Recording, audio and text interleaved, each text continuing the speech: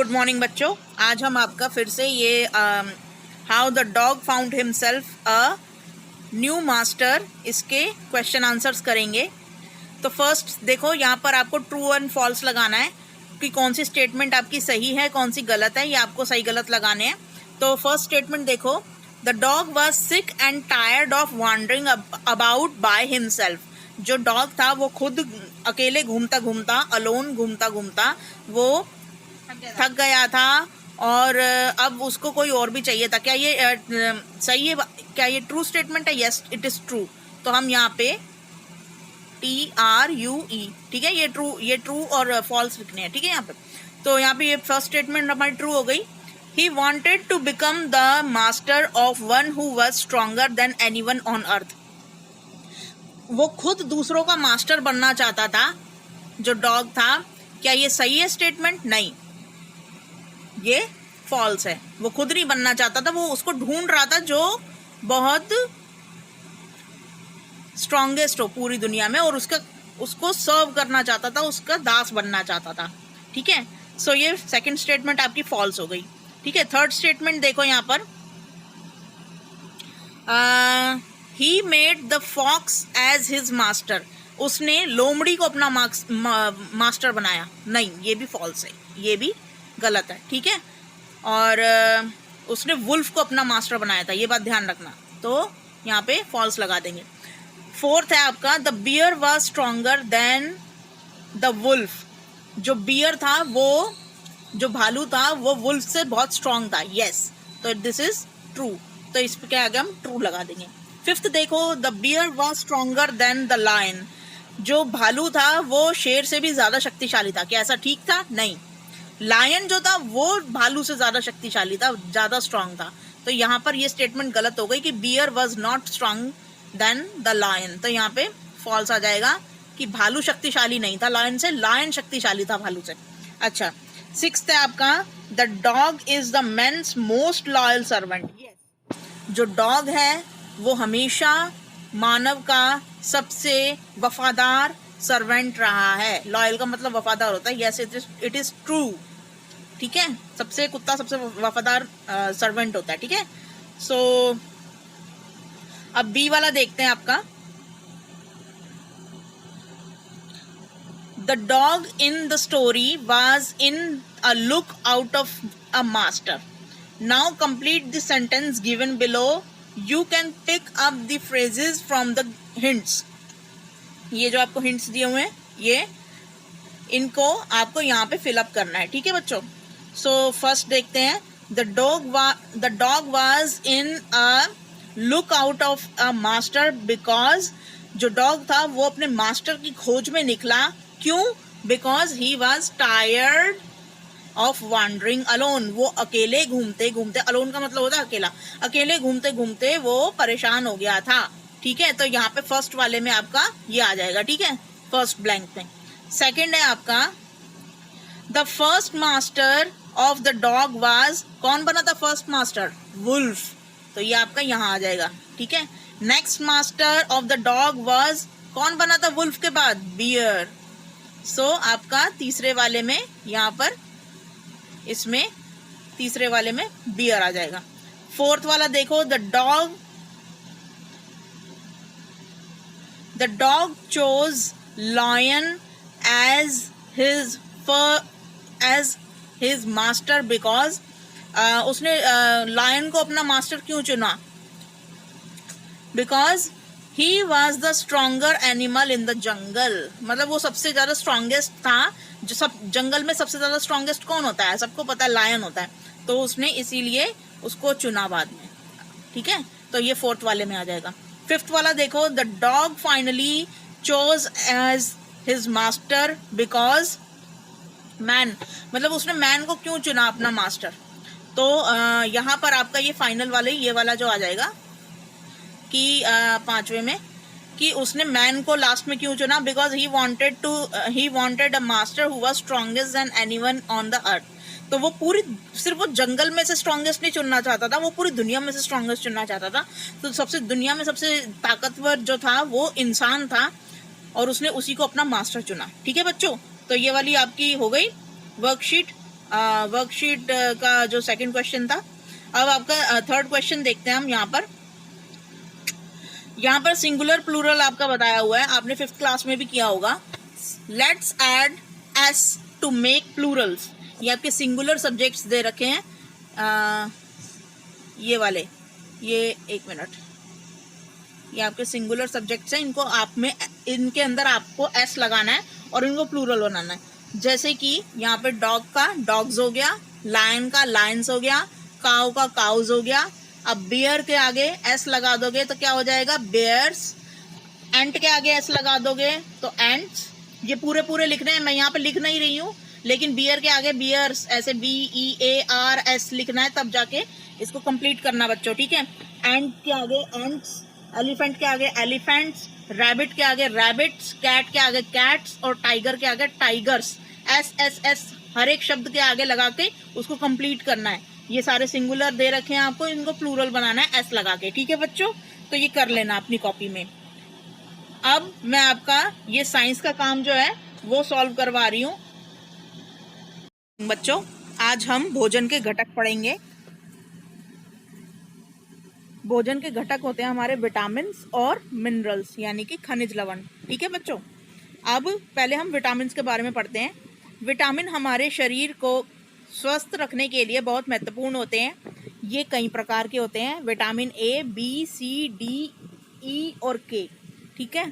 और ये हमारे शरीर की आवश्यकता है, और इनमें से प्रत्येक विभिन्न खाद्य पदार्थों में पाया जाता है और हमारे शरीर के कामकाज के लिए विशिष्ट भूमिका ये लोग निभाते हैं। ये जो हमारे विटामिन हैं। तो विटामिन A देखो यहाँ पर, ये पाया जाता है गाजर, आम और लीवर के अंदर, ठीक है। जिगर को लीवर बोलते हैं इंग्लिश में। ये जो कॉड लिवर ऑयल होता है, जो जानवरों की जो लीवर होता है ना, उससे तेल निकाला जाता है। तो गाजर, आम और लीवर में ये विटामिन A पाया जाता है। ये आँखों के लिए, बालों के लिए और त्वचा के लिए सबसे उत्तम होता है। आँखों के लिए, बालों के लिए और त्वचा के लिए सबसे उत्तम होता है ये विटामिन A, ठीक है बच्चों। इसमें रात में देखने के लिए विटामिन A सबसे बेस्ट होता है। अगर विटामिन A की कमी होती है तो रात को दिखाई देना बंद हो जाता है, अगर विटामिन A की कमी हो जाए तो, ठीक है। ऐसे ही विटामिन B हमारा पाया जाता है मांस, मछली, दूध, हरी सब्जियां और यीस्ट। मांस, मछली, दूध, हरी सब्जियां और यीस्ट के अंदर पाया जाता है। ये मांसपेशियों और तंत्रिकाओं के लिए बहुत अच्छा है, उनकी वृद्धि के लिए, ठीक है। हमारी जितनी भी अंदर मांसपेशियां हैं उनकी वृद्धि के लिए ये विटामिन B बहुत अच्छा है। विटामिन C जो होता है ये ज़्यादातर खट्टी चीज़ों में पाया जाता है। नींबू, नारंगी मतलब तुम्हारा संतरा, अब आंवला, अमरूद, टमाटर, ये जितनी भी खट्टी चीज़ें होती है सब में विटामिन C पाया जाता है। ये दांतों और मसूड़ों के लिए बहुत अच्छा होता है। रोगों के प्रति प्रतिरोधक क्षमता भी ये प्रदान करता है। कौन सा, विटामिन C। अभी कोरोना के बारे में बात हो रही थी ना कि विटामिन C खिलाओ, इसीलिए क्योंकि ये इम्यून सिस्टम के लिए बहुत अच्छा है, प्रतिरोधक क्षमता के लिए बहुत अच्छा है। प्रतिरोधक क्षमता मतलब बाहर से अगर कोई वायरस आ जाए तो हमारे शरीर के अंदर जो वाइट ब्लड सेल्स होते हैं ये लड़ने के लिए, इसके लिए ये विटामिन बहुत अच्छा होता है, ठीक है। बाहर के रोगों से लड़ने के लिए हमारे शरीर को इम्यून करके रखता है। सो विटामिन D, दूध, मक्खन, कॉड लिवर ऑयल और धूप के संपर्क में। धूप से भी हमें विटामिन D मिलती है और दूध, मक्खन से भी मिलता है, और साथ में कॉड लिवर यानी कि वही जिगर का तेल जो होता है उससे भी हमें विटामिन D मिलता है। ये विटामिन D हमें कैल्शियम का उपयोग करके हड्डियों और दांत को मजबूत रखता है, ठीक है। ये जो विटामिन D जहाँ पे देखो दूध और मक्खन में मिल रहा है ना हमें, तो इसमें कैल्शियम भी होता है। तो विटामिन D और कैल्शियम दोनों मिलकर जो होते हैं ये हमारी हड्डियों को मजबूत करते हैं और दांतों को मजबूत करते हैं। नेक्स्ट है हमारा खनिज लवण।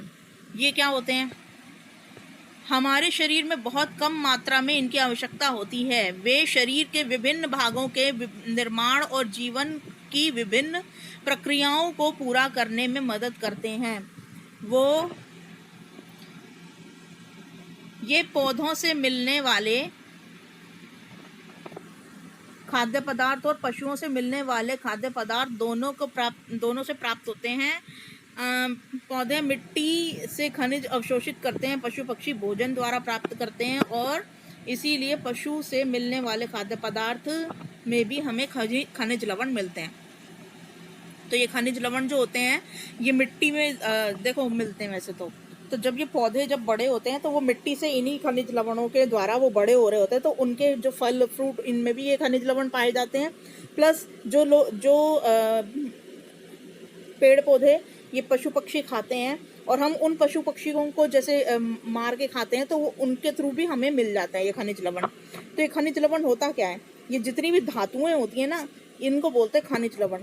ये बहुत छोटी मात्रा में हमें चाहिए होता है क्योंकि हमारे शरीर में बहुत 1% आयोडीन चाहिए होता है, 1% फास्फोरस चाहिए होता है, 1% आयरन चाहिए होता है हमें। तो सबसे पहले हम यहाँ पे कैल्शियम देखते हैं। कैल्शियम हमें दूध से मिलता है, ये बात हमेशा ध्यान रखना।